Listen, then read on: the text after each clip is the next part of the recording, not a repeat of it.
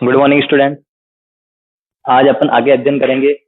अब तक मैंने आपको बता दिया था प्राकृत संख्या, परिमेय संख्या, पूर्णांक, पूर्ण संख्या, अपरिमेय संख्या, वास्तविक संख्या। फिर मैंने आपको बताए थे विभाजकता के नियम।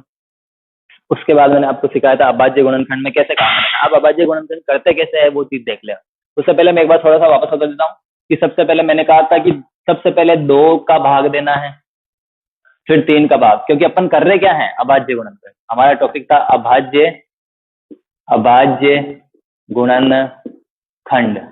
हम क्या कर रहे थे, अभाज्य गुणनखंड। तो अभाज्य गुणनखंड है तो यहाँ पे संख्या भी कौन सी काम आएगी, अभाज्य।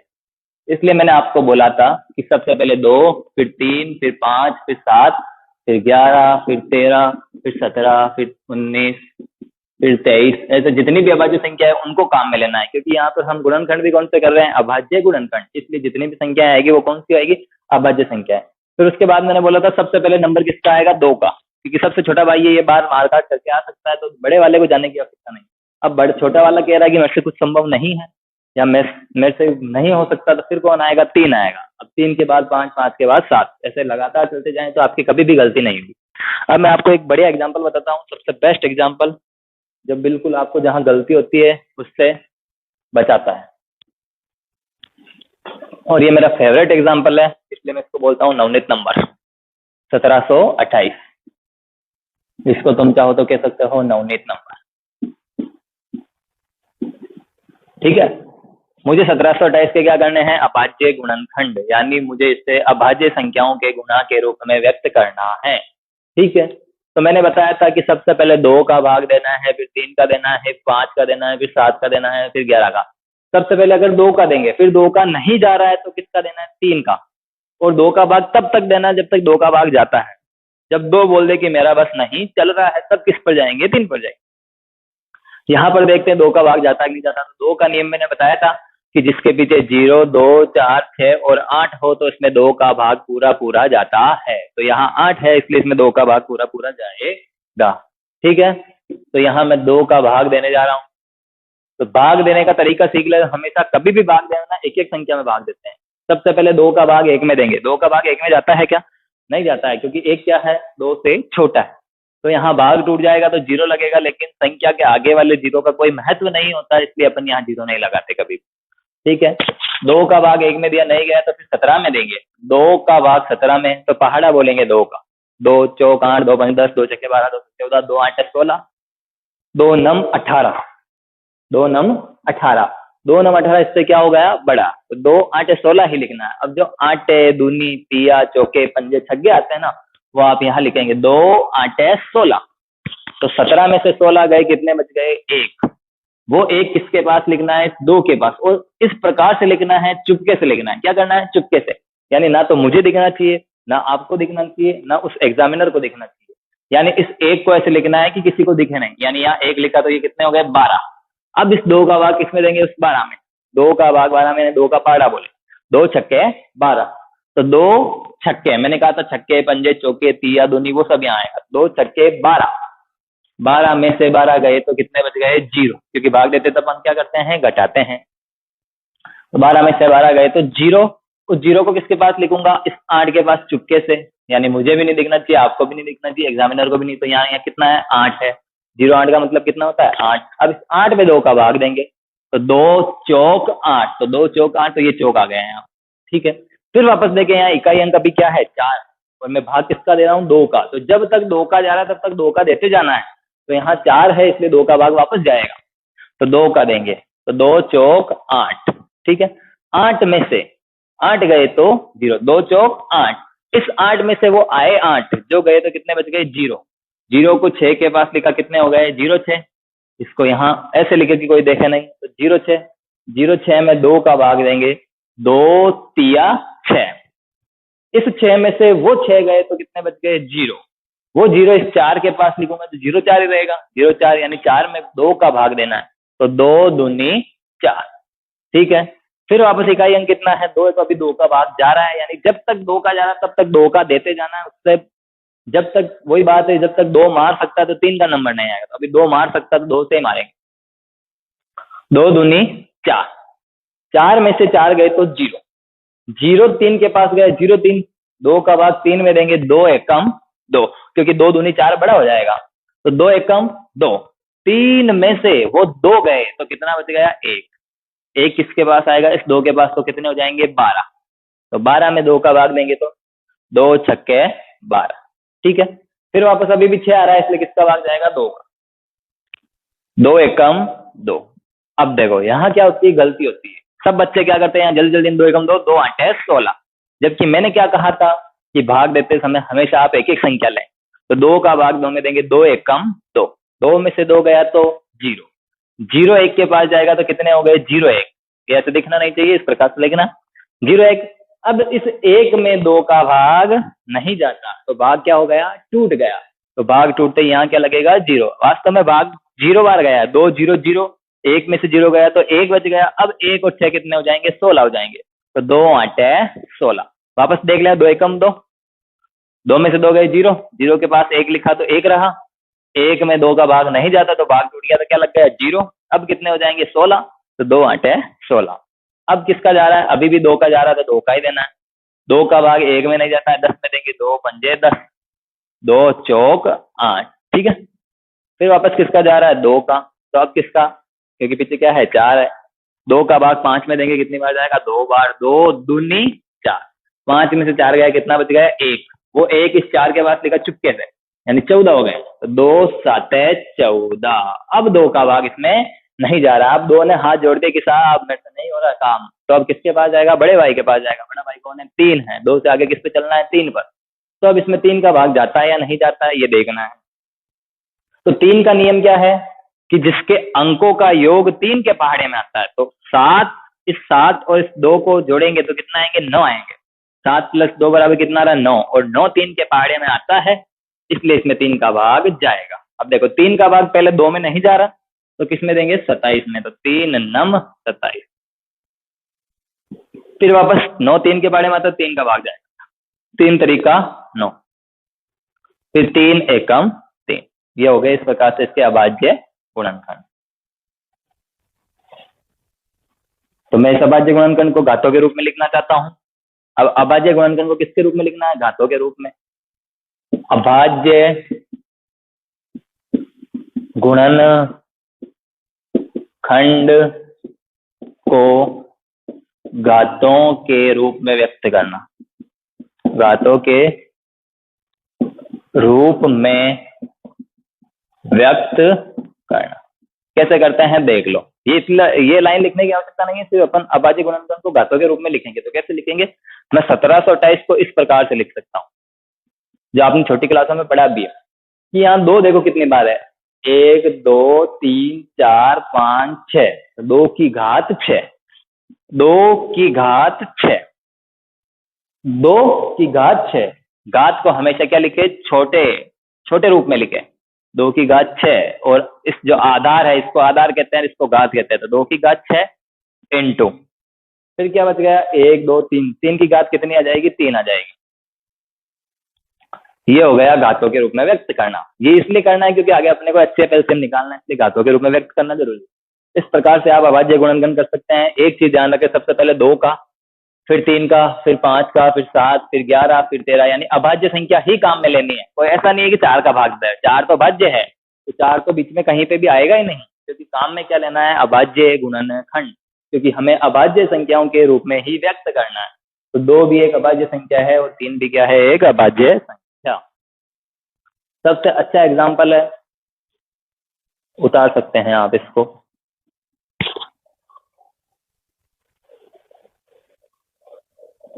क्लियर कर रहा हूं मैं।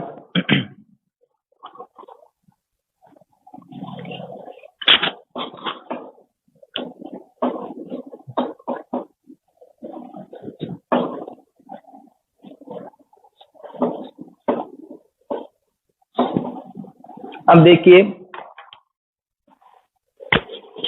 फिर आता है HCF और LCM। HCF, इसको अपन सादा सीधा छोटा कह सकते हैं मैं से यानी महत्तम समापवर्तक।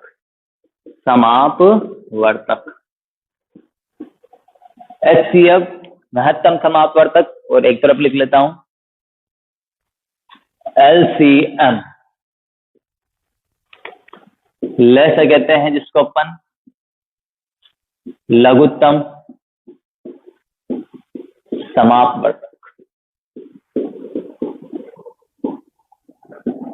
दोनों पहले समझ लेने की होता क्या है, फिर शॉर्टकट विधि भी सिखाऊंगा कैसे निकालते हैं, बड़ी विधि भी सिखाऊंगा और जो किताब में दे रखी है वो विधि भी सिखाऊंगा। महत्तम समापवर्तक होता क्या है?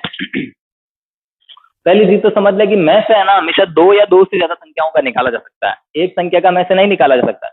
तो में से कितनी संख्याओं का? दो या दो से ज्यादा संख्याओं का। तो में से की परिभाषा क्या हो गई? वह बड़ी से। एचसीएफ का मतलब होता है हाईएस्ट कॉमन फैक्टर, यानी बड़े से बड़ा कॉमन गुणनखंड।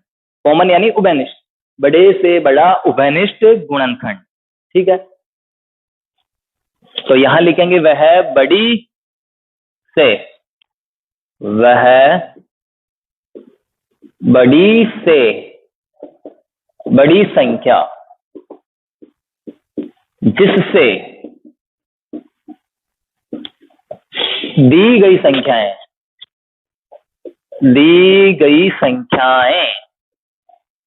पूरी पूरी विभाजित होती है, पूरी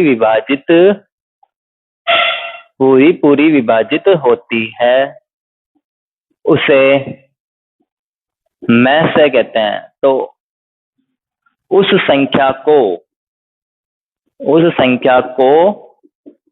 उन संख्याओं का में से कहते हैं। मैंने पहले भी बताया विभाजित होने का मतलब है सीधा सीधा उसके पहाड़े में आना। तो देखें, वह बड़ी से बड़ी संख्या जिससे दी गई संख्याएं पूरी पूरी विभाजित होती है, यानी अपने को कोई दो संख्या दे रखी होगी, जैसे देखिए यहाँ 8 और 12। तो 8 और 12 2 के पहाड़े में भी आते हैं, 4 के पहाड़े में भी आते हैं। अब बड़ी संख्या कौन सी दोनों में से? 4 है या 2 है? 4 है, तो अतः इसका में से क्या होगा? 4 होगा। दोनों आ तो 2 के पहाड़े में भी रहे हैं, परंतु यहाँ अपने को क्या लेना है? बड़े से बड़े लेना है। तो बड़ा कौन है? 4। तो 4 इन दोनों का क्या हो जाएगा? में से हो जाएगा। ठीक है, एक और एग्जाम्पल देख लेते हैं, जैसे 10 और 15 या 10 और 20 है। ठीक है, तो 10 और 20 का में से निकालना है। तो 10 और 20 का में से क्या आएगा? सबसे पहले देखें, ये 2 के पहाड़े में भी आ रहा है, ये 5 के पहाड़े में भी आ रहा है। ठीक है, ये 10 के पहाड़े में भी आ रहा है। ठीक है, तो इनका में से कौन होगा? 2 होगा कि 5 होगा कि 10 होगा? इनका में से होगा 10, क्योंकि बड़ी से बड़ी संख्या जिसके पहाड़े में कौन आ रही है? ये दोनों आ रही है। तो वह बड़ी से बड़ी संख्या 10 है जिसके पहाड़े में ये दोनों आ रही है, इसलिए ये क्या हो गया? 10 इनका क्या हो जाएगा? में से। 10 इनका क्या हो जाएगा? में से हो जाएगा। ठीक है, अब अपन समझते हैं लेसे। ये तो थी शॉर्टकट विधि बिल्कुल छोटी छोटी संख्याओं के लिए। अब संख्या बड़ी आ जाती है तो उसकी विधि होती है अभाज्य गुणनखंड विधि, वो अपन सीखेंगे अभी। पहले अपन लेसे होता क्या है उसकी परिभाषा जान लेते हैं और उसको मतलब कंसेप्ट से समझ लेते हैं। अब अपने को लेसे समझना है, तो लेसे क्या होगा?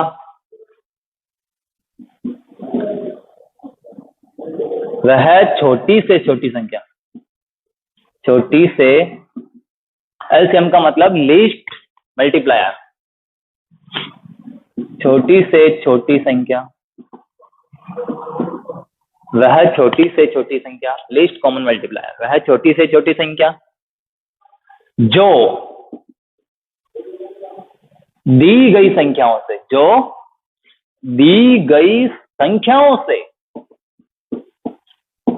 पूरी पूरी विभाजित होती है, पूरी पूरी विभाजित होती है। उस संख्या को उन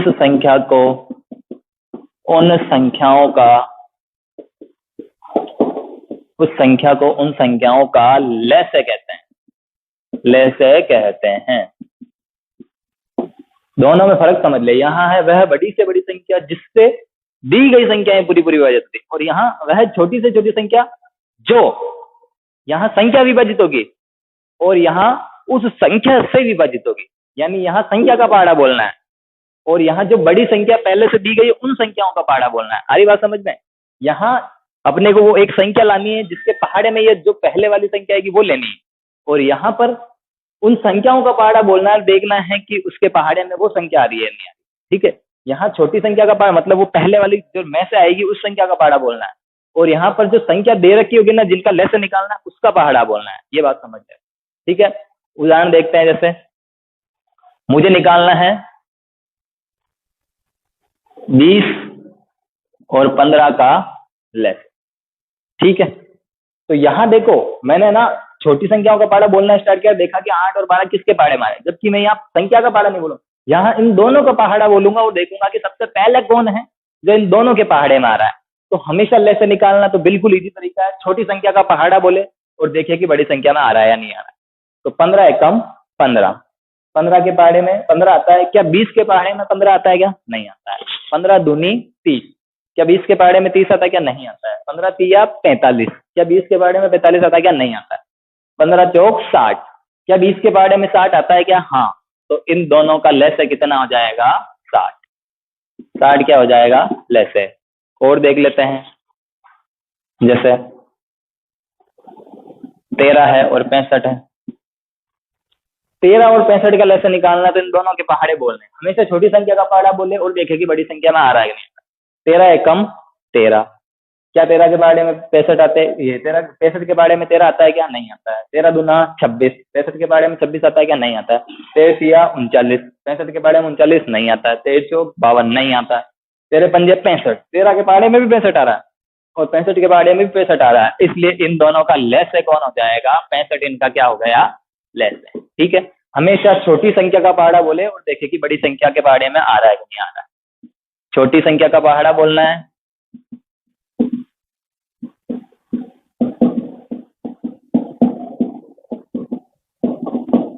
वह देखें कि बड़ी संख्या के पहाड़े में दोनों आ रखे हैं।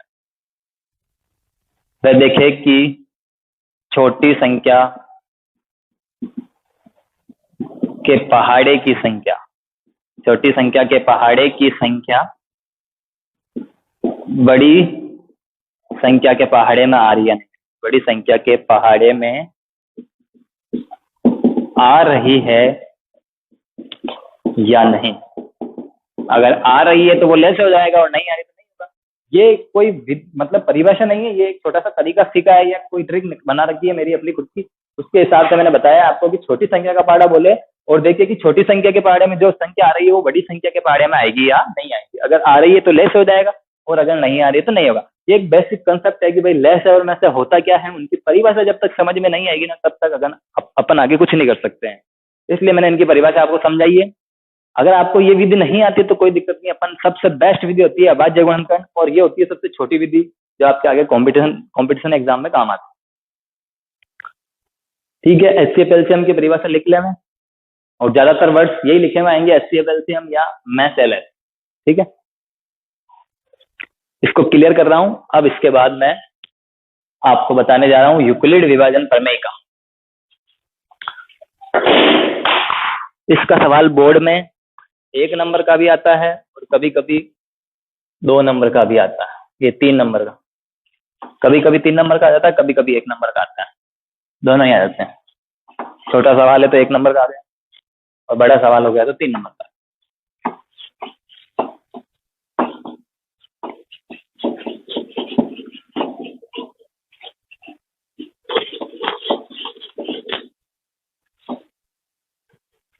अब देखो यूक्लिड विभाजन प्रमेय का क्या होती है। यूक्लिड विभाजन प्रमेय का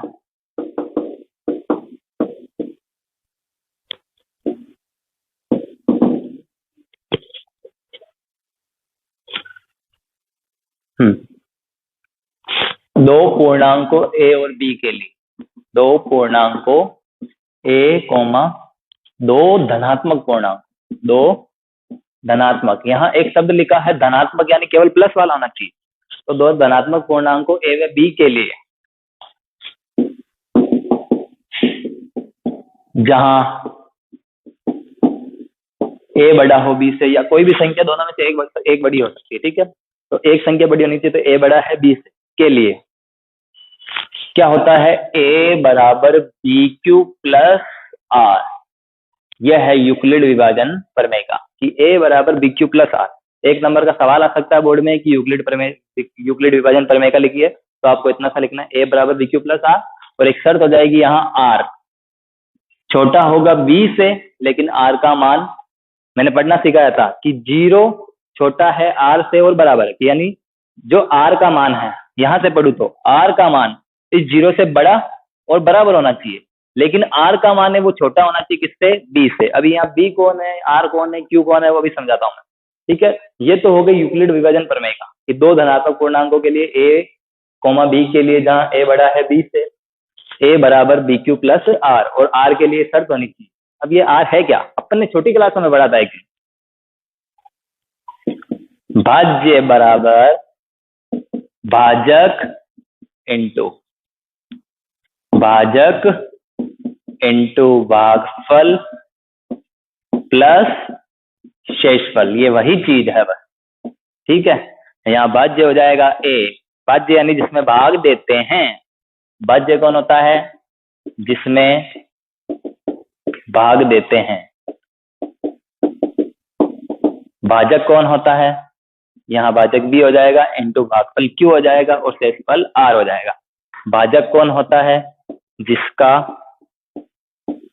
भाग दिया जाता है, जिसका भाग दिया जाता है। और भागफल कौन होता है, भाग में जो फल प्राप्त होता है, भाग में प्राप्त फल, प्राप्त संख्याएं। ठीक है, और शेष संख्या, शेषफल में प्राप्त संख्या, शेषफल में प्राप्त संख्या। ठीक है, इसको एक एग्जांपल से समझाऊंगा कि भाज्य कौन है, भाजक कौन है, भागफल कौन है, शेषफल। यही यूक्लिड विभाजन प्रमेय का भाज्य बराबर भाजक इंटू भागफल प्लस शेषफल। बहुत सवाल आएगा जब और इजी सिखाऊंगा बस, लेकिन एक नंबर का सवाल आ सकता है कि यूक्लिड विभाजन प्रमेय का क्या होती है, तो आपको सिर्फ ये लिखना है दो धनात्मक पूर्णांकों ए कोमा बी के लिए जहां ए बड़ा है बी से, ए बराबर होगा बी क्यू प्लस आर, और आर छोटा होगा बी से, आर छोटा होगा बी से, लेकिन आर का मान 0 से तो बड़ा होगा और उसके बराबर भी हो सकता है। ठीक है, आर कौन है, शेषफल है, बी कौन है, भाजक है, ए भाज्य है, क्यू भागफल है, आर शेषफल। ठीक है,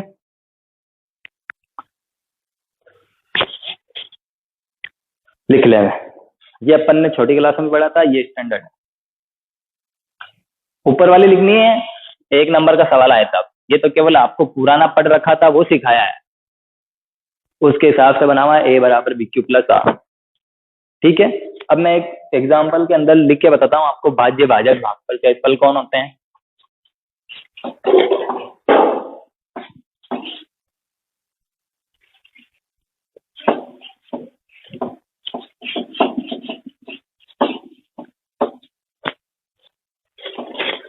अब देखिए, अगर मेरे को 37 में भाग देना है किसका, 5 का, 37 में भाग देना है किसका, 5 का,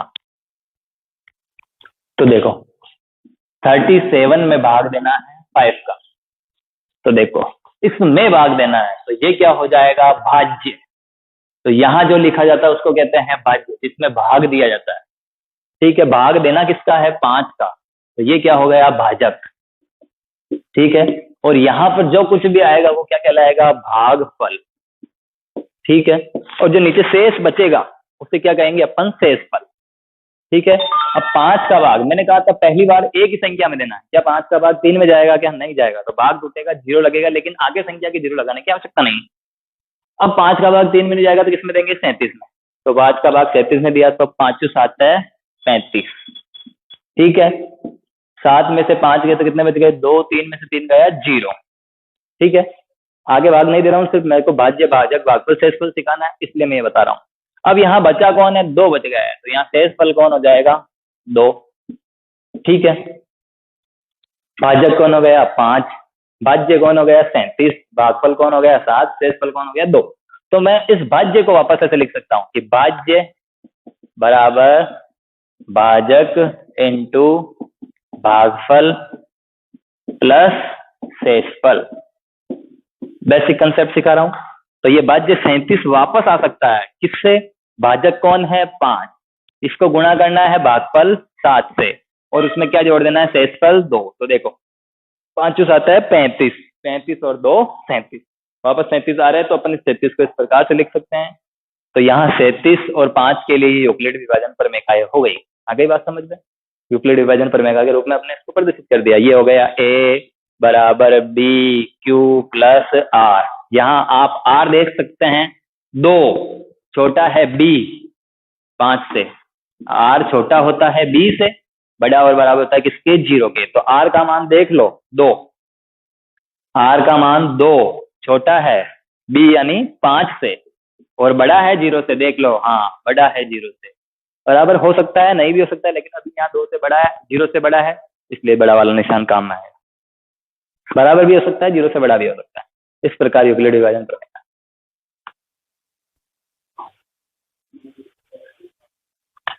अब देखिए, अब अपने को एचसीएफ और एलसीएम निकालने की विधियां सीखनी है।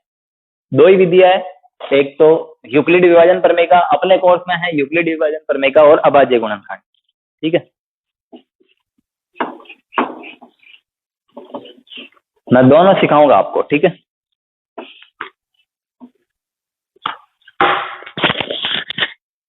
देखो इधर मैं लिखता हूं एचसीएफ और इधर मैं लिखता हूं एलसीएम।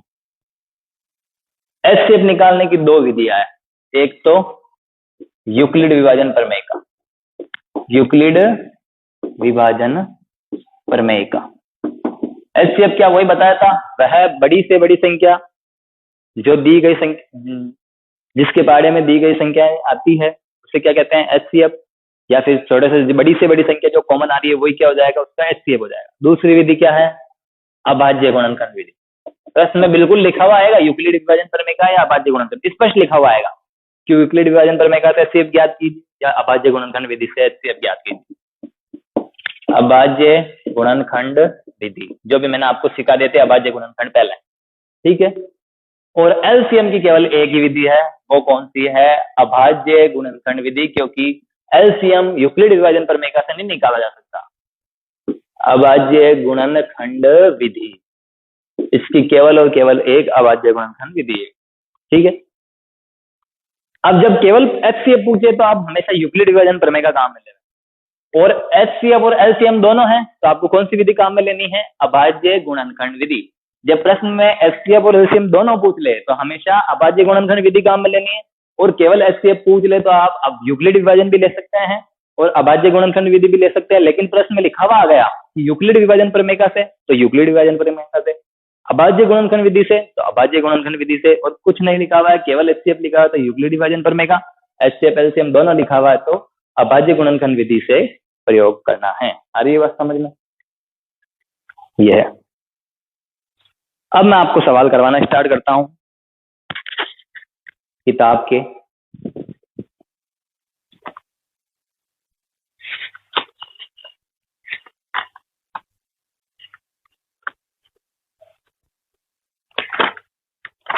मैं आपको करवाने जा रहा हूं प्रश्नावली 2.1।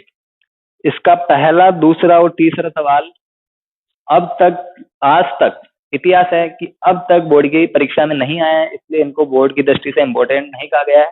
फिर भी अगर आपको लगता है कि मुझे ये बताने हैं तो जब क्लास से चालू होगी तो मैं ये सवाल बता दूंगा आपको। फिलहाल आपको मैं चौथा और पांचवा सवाल करवा रहा हूँ। ठीक है, यूक्लिड विभाजन पर मैं क्या होता है वो बिल्कुल कुछ नहीं है, वहां बी का मान लेना है, अगर 3 लिखा हो तो 3 ले लेंगे, 5 लिखा हो तो 5 ले लेंगे, इसलिए ये बिल्कुल मतलब इजी सवाल है। इनको अभी करने की आवश्यकता नहीं है और ना ये बोर्ड में आते हैं, आज तक का इतिहास से कभी नहीं आए हैं। फिर भी आपको अगर लगता है कि हमें करना है या सीखना है तो मैं जब आपको क्लास से रेगुलर चालू होगी तब मैं आपको सिखा दूँ। ठीक है,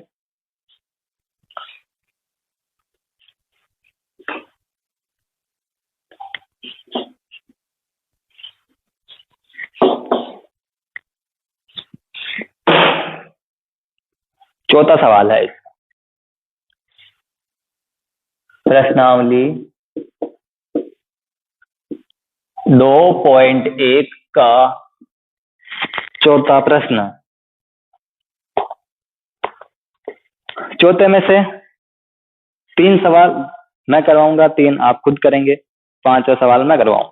ठीक है, चौथा सवाल, चौथे का एक तो मैं आपको करवा देता हूं पहला, ठीक है, और एक मैं आपको करवा दूंगा इसका 5वां सवाल इंपॉर्टेंट सवाल है। पहला सवाल देख लेते हैं, 210 और 55। ठीक है,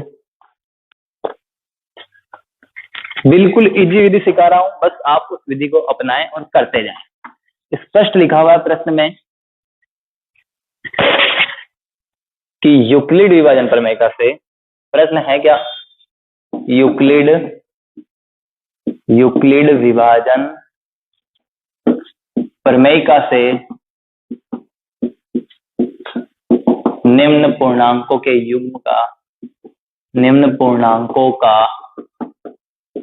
HCF ज्ञात कीजिए। क्या ज्ञात कीजिए? HCF ज्ञात कीजिए। देखो प्रश्न में लिखा हुआ भी है कि यूक्लिड विभाजन प्रमेय का काम में लेनी है, और केवल HCF है तो भी आप यूक्लिड विभाजन प्रमेय का काम में ले सकते हैं। यहाँ अगर यूक्लिड विभाजन प्रमेय का नहीं होता तो मैं अभाज्य गुणनखंड विधि भी काम में ले सकता था, लेकिन अभी फिलहाल विधि लिख रखी है तो विधि काम में लेना जरूरी है। हल करना है बिल्कुल ऐसे। सबसे पहले क्या कह रहा है, यूक्लिड विभाजन प्रमेय से, तो वो प्रमेय लिखना जरूरी है कि A बराबर BQ प्लस R, A बराबर BQ प्लस R, जहां R बड़ा है और बराबर है किसके, 0 के, लेकिन R छोटा है किससे, 20। ये लिखना जरूरी है। ये हो गई यूक्लिड विभाजन प्रमेय का। ठीक है, अब इसका HCF निकालना है, तो बिल्कुल इजी तरीका सिखा रहा हूं। हमेशा A की जगह कौन आएगा, बड़ी वाली संख्या 210, B की जगह कौन आएगा, छोटी वाली संख्या, बड़ी वाली संख्या बराबर के इधर, B की जगह छोटी वाली संख्या। अब लिखना कैसे, लिखने का तरीका देख ले। 210 में भाग देना है किसका, 55 का। 210 में भाग देंगे किसका, 55 का। 210 में भाग देना है 55 का। अब 55 का बाड़ा आता नहीं है, तो देखो बिल्कुल इजी तरीका सिखाता हूं। बना सकते हैं 55 का बाड़ा, लेकिन आता किसी को नहीं, हर किसी को नहीं आता, तो बिल्कुल इजी तरीका सिखा रहा हूं। यहाँ 55 का बाड़ा नहीं आ रहा, तो इसके आगे देखें, एक एक लें। यहाँ कितने हैं, 5, 5 का बाड़ा तो आता है। ठीक है, 5 का भाग इस 2 में जाएगा क्या, नहीं जाएगा, तो 5 का भाग किस में देना है, 21 में। क्या 5 का भाग 21 में जाता है क्या, हाँ जाता है। कितनी बार, लगभग 5 चौक 20, यानी 5 का भाग 21 में लगभग 4 बार जा रहा है, यानी मुझे 55 का पहाड़ा भी कितनी बार बोलना है, 4 बार। अगर आपको 55 चौक आता है सीधा तो लिख लें, नहीं तो 55 को किससे गुणा करें, 4 से, तो कितने आ जाएंगे, 220। 55 चौक 220। ठीक है, यानी मुझे 55 का पहाड़ा कितनी बार बोलना था, 4 बार, तो मैंने 4 यहाँ लिख दिए, 55 चौक 220। अब मैं यहाँ देखता हूँ कि यहाँ तो 210 है, यहाँ कितने हैं, 220। वो क्या आ रहे हैं, बड़े आ रहे हैं, तो जो मैंने पहाड़ा 4 बार बोला ना, वो मुझे कितनी बार बोलना पड़ेगा, 3 बार बोलना पड़ेगा। तो यहाँ पहाड़ा कितनी बार बोलेंगे, 3 बार। ठीक है, पेंसिल से करें ये काम, पीछे रफ, ये काम रफ है, ये फेयर कॉपी में नहीं करना है। अभी आप जब यहाँ उतार रहे तो आपको उतारना है, लेकिन बोर्ड की परीक्षा में ये काम नहीं करना है। बोर्ड की परीक्षा में ये काम रफ होता है, सिर्फ आपको इतना सा करना है, लेकिन सीखने के लिए आप अभी अपनी फेयर कॉपी में उतारें और इसको लिखे अच्छे से। तो 55 का पहाड़ा कितनी बार बोला, 3 बार, तो 55 का पहाड़ा 3 बार बोलेंगे तो कितना आ जाएंगे, 165 यानी 165। ठीक है, तो 55 का पहाड़ा बोला 3 बार, तो 165। भाग देने के बाद अपन घटाते हैं, 0 में से 5 नहीं जाएगा, 1 उधार लेंगे, 10 में से 5 गया तो 5, यहाँ 0 रह जाएगा, 0 में से 6 नहीं जाएगा तो 20 हो गए, 20 में से 16 गए तो कितने बच गए, 4। ठीक है, अब क्या करना है, इस 55 को यहाँ लाना है, यहाँ भाजक का निशान बनाना है और 55 को इसके अंदर लिख देना है। ठीक है, उससे पहले एक काम कर लेना, 55 का पहाड़ा कितनी बार बोला, 3 बार। फिर यहाँ क्या आता है, प्लस, आपके पास शेषफल कितना बच गया, 45। ठीक है, अब आप देखिए 55 में फिर से भाग दे रहे हैं, यानी जो भाग देना है वो इधर आएगा, तो 55 इधर आ जाएगा। ठीक है, भाग दे रहे किसका है, 45 का, तो वो 45 यहाँ आएगा। ठीक है, अब कितनी बार जाएगा, देखो 45 का भाग 55 में देना है, आपको भी पता है 45 का भाग 55 में कितनी बार जाएगा, 45 एकम 45। ऐसा नहीं आता है तो 4 का पहाड़ा तो आता है, 4 का भाग 5 में देंगे, कितनी बार जाएगा, 1 बार, तो 4 एकम 4, तो 45 का पहाड़ा भी 1 बार ही बोलना है, तो 45 एकम 45। ठीक है, 55 में से 45 गए, 5 में से 5 गए तो 10, ये 0, 5 में से 4 गया तो 1, कितने बच गए, 10। ठीक है, फिर वही बात, अब अपने को क्या करना है, 45 का पहाड़ा कितनी बार बोला, 1 बार, शेषफल मेरे पास कितना बच गया 10। फिर 45 को वापस ले जाएंगे, भाजक बनाएंगे। ठीक है, तो 45 यहाँ लेके आ गए, तो यही काम करते जाना है। फिर 45 इधर आया, इसमें भाग देंगे किसका 10 का, कितनी बार जाएगा आप देखिए 10 चौक 40, 10 चौक 40, 45 में 40 गए, कितने बच गए 5, यही आएगा देखना। 10 का पहाड़ा बोलना है 45 के लिए, तो 10 चौक 40, 45 में से 40 गए, कितने बच गए 5। फिर वही वापस 10 में, ये 10 में भाग देना किसका 5 का, तो ये 10 इधर आएगा, ये 5 यहाँ आ जाएगा। 5 का पहाड़ा बोलेंगे 5 दूनी 10, 10 में 0 जोड़ेंगे तो वापस कितना आएगा 10। ठीक है, तो यहाँ 10 में भाग देंगे, इस 10 में भाग देना है किसका 5 का, 5 दूनी 10, 10 में से 10 गया 0। और जैसे ही यहाँ 0 आ जाए तो इस स्थिति में प्राप्त भाजक ही क्या हो जाएगा HCF। जब शेषफल 0 आता है तो जो भाजक होता है वो क्या हो जाता है HCF। तो देखिए यहाँ ये भाजक क्या बन जाएगा HCF। तो HCF कितना हो जाएगा, HCF बराबर 5। बस पहला सवाल है, और करोगे तब आ जाएगा, प्रैक्टिस करें। एक बार वापस देख ले, बड़ी संख्या यहाँ लेनी है, उसमें छोटी संख्या का भाग देना है। आपको 55 का पहाड़ा नहीं आता है तो आगे वाली संख्या का तो आता है।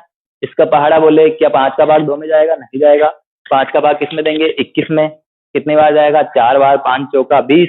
लेकिन जब 55 का पहाड़ा 4 बार बोलेंगे तो यहाँ बड़ा आ जाएगा 220 आ जाएगा। तो अपने को जो पहाड़ा 4 बार बोला वो कितनी बार बोल देंगे 3 बार। 55 का पहाड़ा 3 बार बोला तो कितना आ गए 165। 210 में से 165 घटाएंगे तो कितने बचेंगे 45। इस 55 को यहाँ लाना है, इस 55 में भाग देना है किसका 45 का। तो 45 एकम 45, 55 में से 45 गया, कितना बच गया 10। इस 45 को यहाँ लाएंगे, 10 का भाग देंगे 10 चौक 40, 45 में से 40 गए, कितने बच गए 5।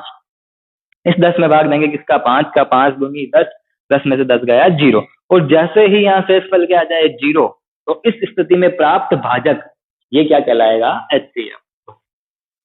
एक सवाल और करवाऊं मैं, इसको उतार ले, आप नोट कर ले।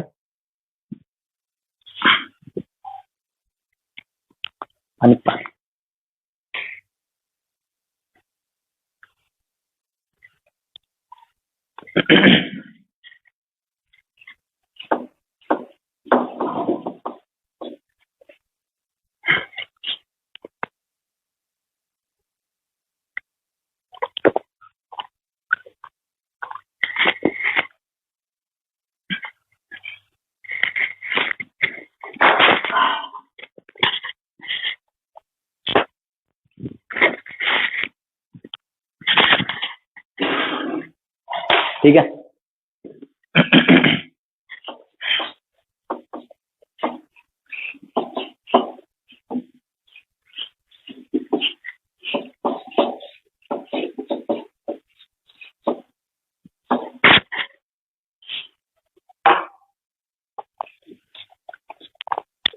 अब है इसका तीसरा सवाल,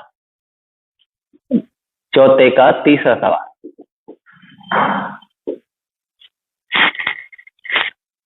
75,243। ठीक है,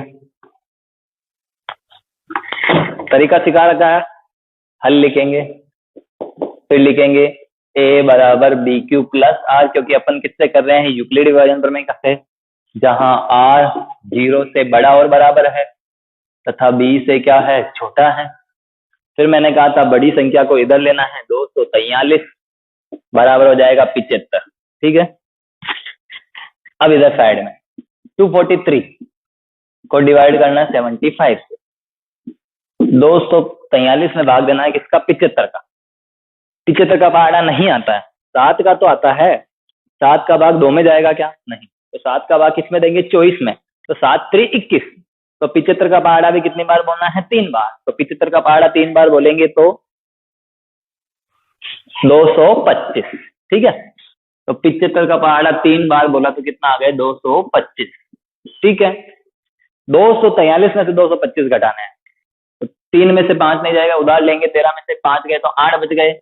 यहाँ 3 हो जाएगा, 3 में से 2 गए बच गया 1, 2 में से 2 गया 0, 0 नहीं लिखना।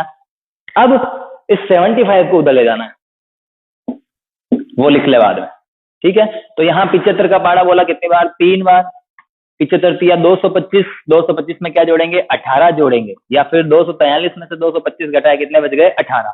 फिर 75 वापस इधर और 18 यहाँ, तो 18 का भाग देंगे 75 में, 18 दूना 75, 18 54, 18 चौक 72, तो 18 का पहाड़ा 4 बार बोला, 18 चौक 72, तो 75 में से 72 गए कितने बच गए, 3।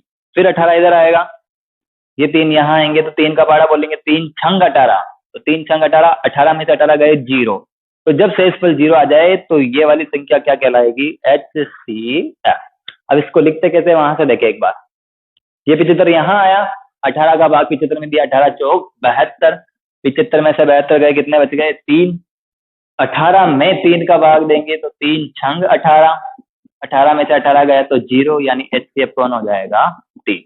ठीक है, अब इसको लिखना कैसे, वही 243 यहाँ आ जाएगा, 75 यहाँ आ जाएगा, और पहाड़ा 3 बार बोला वो यहाँ आ जाएगा, प्लस शेषफल है वो यहाँ आ जाएगा, फिर इधर वाला यहाँ चल जाएगा। इस 75 में भाग देना है इस 18 का, तो ये 18 का भाग दिया, तो 75 यहाँ आ जाएंगे, 18, 18 चौक 72, तो वो 4 बार पहाड़ा बोले तो 4 यहाँ है, 75 में से 72 गए तो कितने बच गए, 3, वो 3 यहाँ है।